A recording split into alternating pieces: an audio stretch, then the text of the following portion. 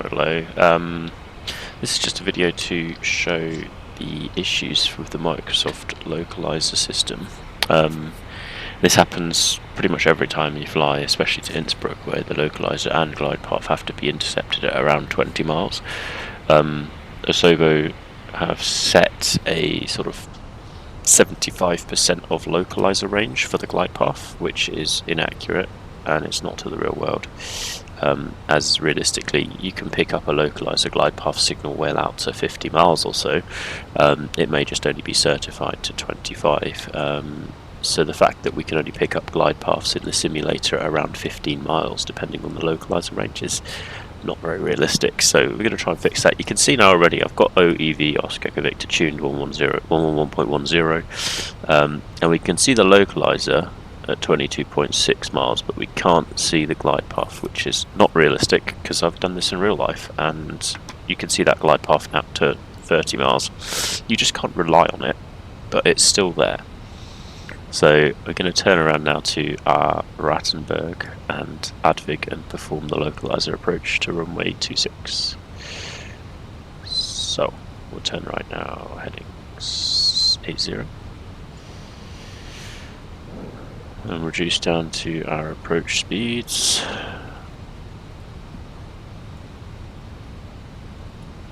Put some weather information in.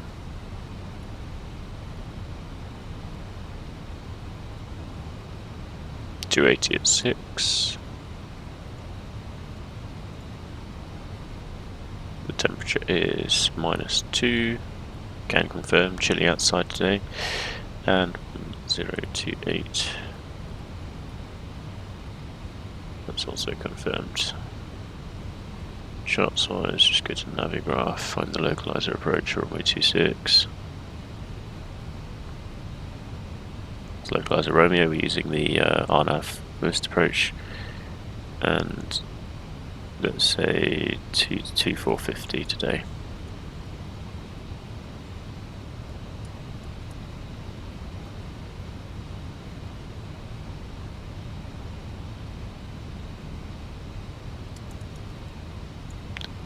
Go directly to Rattenberg and insert that there. +1, and the speed was checked, don't worry.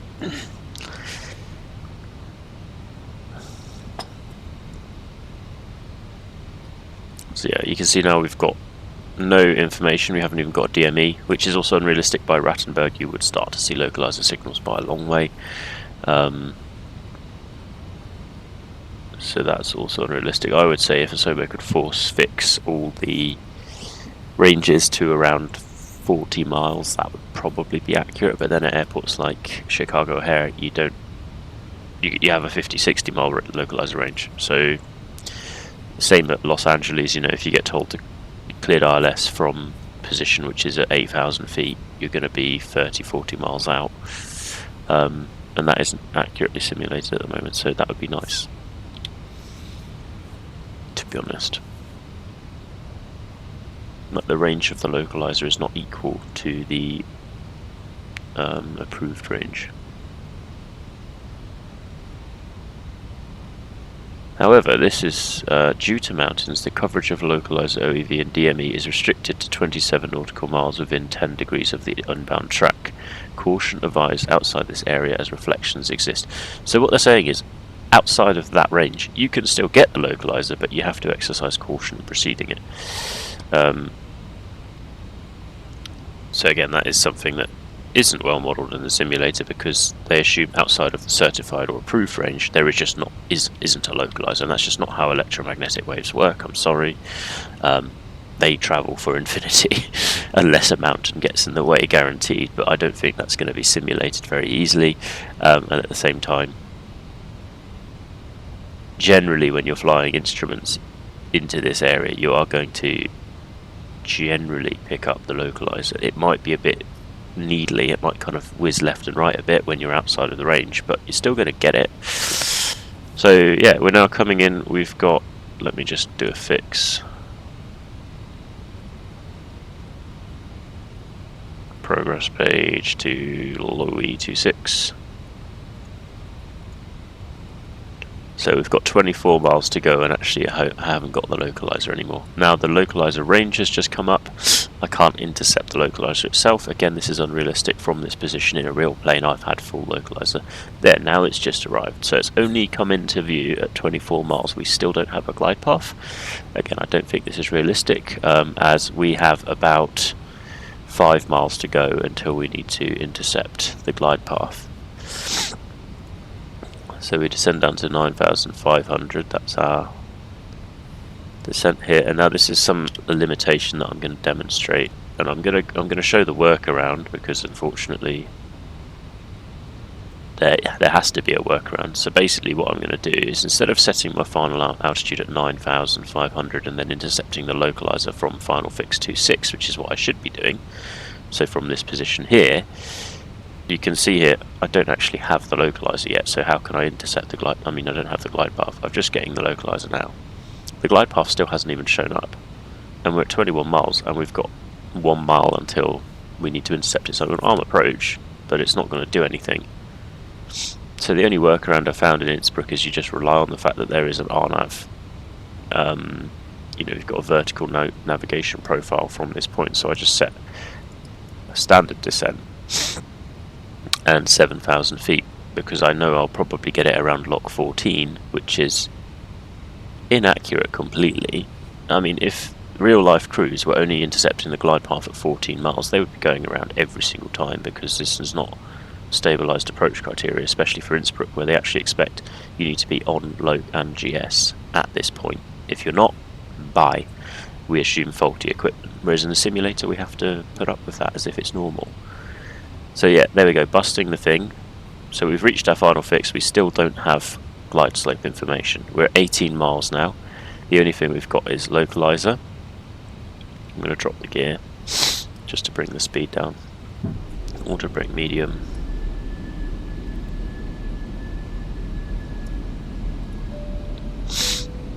Okay, 8,700 feet. We're 17 DME. We still don't have the glide path. Again, completely inaccurate. It should have been intercepted 5 miles ago, and it's not even on the display yet. So I'm currently hoping that this vertical navigation guidance is accurate, because if it's not, I'm going to have a huge problem. Luckily, there we go. Glide path just appeared at 16.2 miles, and we've intercepted that, but you can see that's now destabilized the approach, as we've had to pitch up to grab the glide path, and now the aircraft is going to resettle.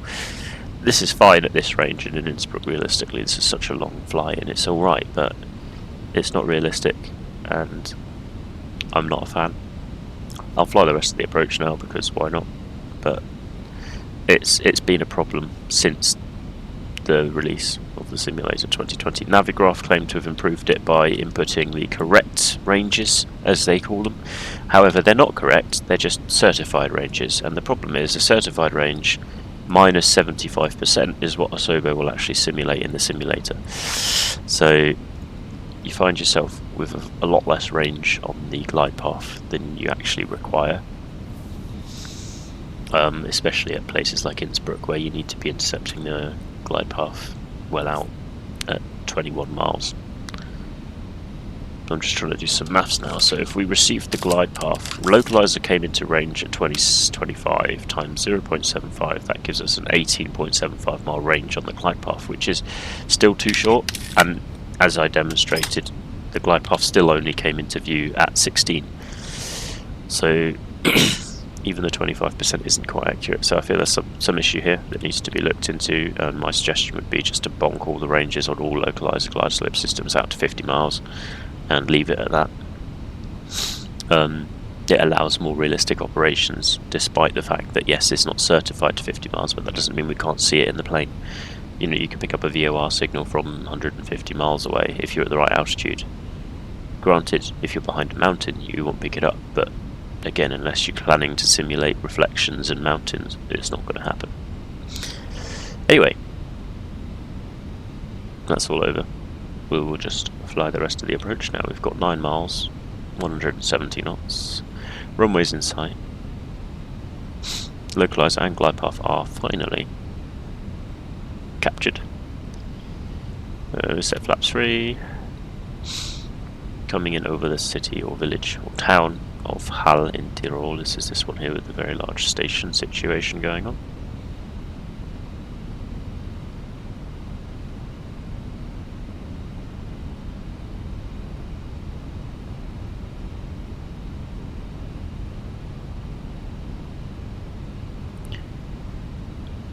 Speed's still coming down. Gradually. Set flaps full. We might as well use that last notch of flap as a speed brake. We've got 6 miles on the localizer and DME range. Missed approach will be via the straight ahead and then doing the turnaround over Telfs and then flying back out towards Rattenberg. So essentially it's the Rattenberg departure in reverse with a different turnaround. Okay, speed is coming down. We're starting to stabilise nicely over the city with the runway inside.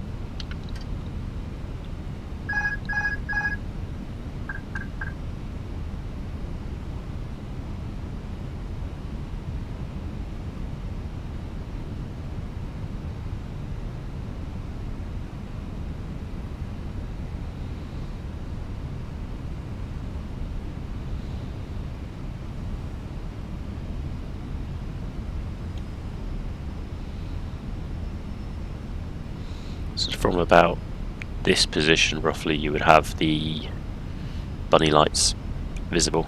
So they start around where this block of flats are actually. Probably on the roof of that one there.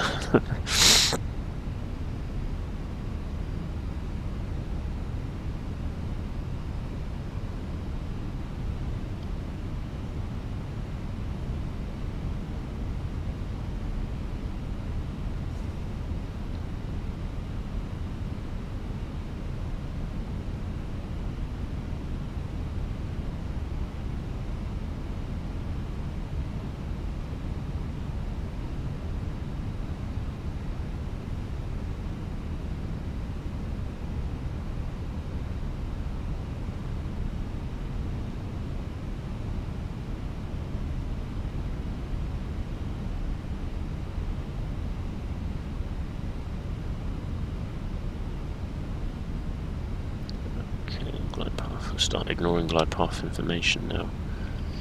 So we're coming in a bit too high.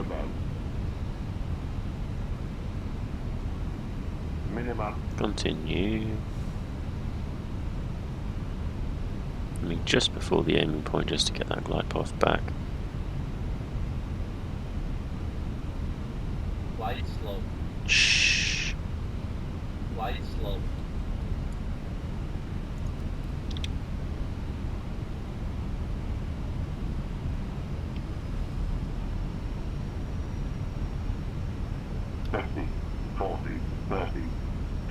Restart.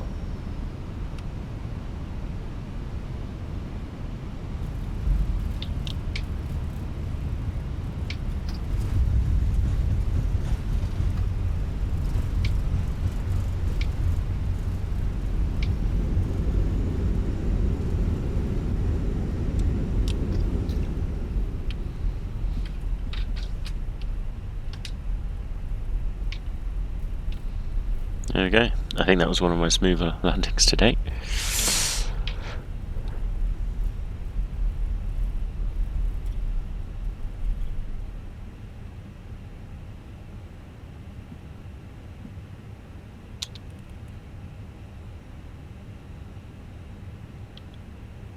So hopefully that shows the problem.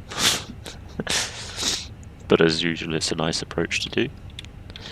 Very pretty. I might actually change my joystick settings for the Phoenix to a fully linear profile, as I was just using the A350 profile that I've been using so far for the Innie builds. A350, and it actually provided a very nice flare, if not slightly oversensitive potentially. Maybe the A320 is a bit more of a brick, but we'll see.